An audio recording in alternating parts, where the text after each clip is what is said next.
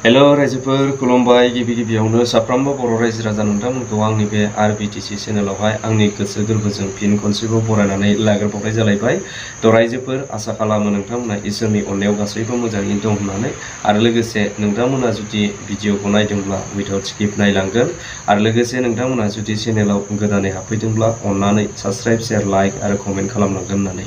थ' रायजोफोर आङो दिनैहाय मोनसे दाखालि बावैसो जालांनाय जे मेटार सानै जोंहा सिख्लासा आइजोफोरखौ माने जिनाहारि खालामनायनि सायाव आरो लोगोसे जोंहा बे मेटारखौनो लानानै जे मोजां गाज्रि रायज्लायनो थांनायावहाय जे माखासे दुथां बै जिनाहारि खालामग्रा न'खरनि बा बिथांमोनहानो इनायै अयथासारै गाग्लोबनानै बुथारनाय जाय बुथारजानाय हिरण्मय खाख्लारि बिथांनि न्याय नागिरनानै जोंहा गोबांथार जोंनि बर'नि दल संगठनफ्रा दिनै हरना होनो गोनां जादों बा होगासिनो दङ।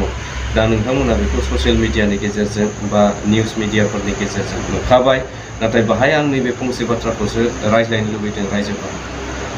दिनैनि समाव बुंनो थाङोब्ला बेफोर मेटारफोरा मानि थाखाय जानो मोन्दों बा मानो थाखाय जाफ्लेबाय थादों, दिनै बियो मोनसे खुब साननो गोनां बाथ्रा होननानै आं सानो आरोखि। मानोना दिनैनि समावहाय बे मेटारफोर जानाय बा जाथायफोर जानाया जाहैबाय माने नों आं खौसेथि गैलायनि थाखायनो जानो मोन्दों होननानैसो आं दिनैनि समाव सानदों आरोखि।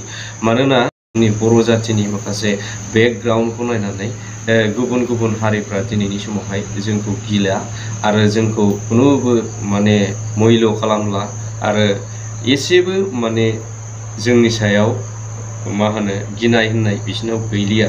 बिनि थाखायनो दिनै बर'खौ नाख्रेबनायनि माबा मोनसे सोलो बा बर'खौ जेरै गोसो एरै खालामनो नागिरनाय बेफोरखौसो जों दिनैनि समाव नुगासिनो दं आरोखि।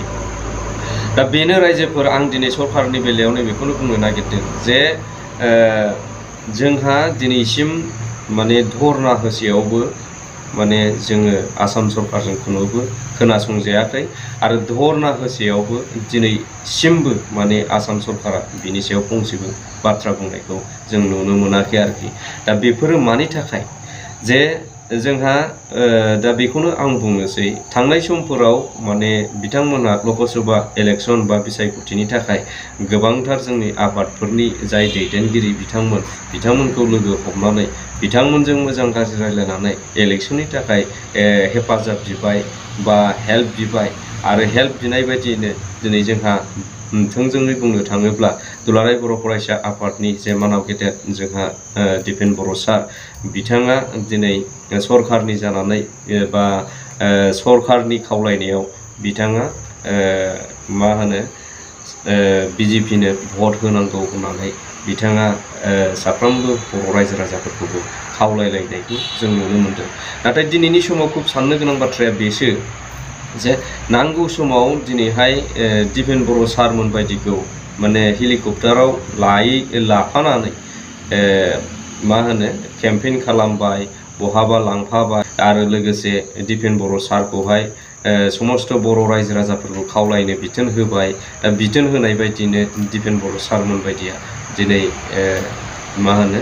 जोंनि बर' रायजो राजाफोरखौ माने बिजेपियाव भट होनांगौ होननानै खावलायलायबोबाय। नाथाय बेबायदि सरकारनि जानानै नांथाबनानै हेल्प होसेयावबो हेफाजाब होसेयावबो दिनै सरकारा जोंखौ मानो नायसनाखै बा सरकारा दिनै मानो जोंनि बेफोरबायदि जाथायनि सायाव फंसेबो बाथ्राखौ मानो बुङाखै। थ' खुब साननो गोनां बाथ्राया बेसो। बाट आइ एम नट गोइं टु से दा दिपेन बर' इज नट गुड। आङो दिपेन बर' सारखौ बुंनो थाङाखै जे बियो मोजां नङा बा इलेक्सनाव माबा मोनसे खामानि मावफानायनि थाखाय मोजां नङा, आं बेखौ बुंनो थाङाखै। नाथाय इलेक्सनाव सरकारनि जानानै एसेबां नांथाबनानै खामानि मावसेयावबो दिनैहाय दिपेन बर' सारमोन बायदिनि खोथाखौ दिनै सरकारा मानो खोनासङाखै बा दुलाराय बर' फरायसा आफादनि खोथाखौ मानो खोनासङाखै। जुदिअबा थारैनो खोनासङोमोनब्ला दिनैनि समाव हयथ' दुलाराय बर' फरायसा आफादजों लोगोसे जोंनि बर'नि जेथुनाखि दल संगठनफोर दङमोन, हयथ' बे दल संगठनफ्राबो दिनै धरना होनो गोनां जानाय नङामोन होननानै आं सानदों। मानोना बेफोर जाथायफोरखौ मिथिनाय लोगो लोगो बा एजेर होनाय लोगो लोगो बिनि सायाव थाबैनो लोगो लोगो एक्सन लानांगौसोमोन होननानै आं सानदों आरोखि। जोङो दिनैनि समाव नुदों आसाम सरकार बा जिखुनु जाया मानो सरकारानो जोंनि बे ट्राइबेल माहारिनि सायाव माखासे खामानि मावनायफोरखौ जोङो नुनो मोनाखै आरो बरंस बुंनो थाङोबा ट्राइबेलनि माखासे हेंथा खामानि मावबोबाय थानायखौसो जों दिनैनि समाव नुदों आरोखि।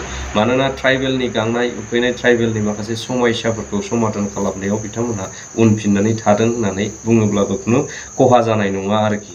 मानोना फिसा फिसा जोंनि बे ट्राइबेलनि मोनसे डाटाखौनो बिथांमोनहा फोजोबस्रांनायनि मोनसे षड़यन्त्रसो खालामगासिनो दङ होननानै जों साननो हायो आरोखि दिनैनि समाव।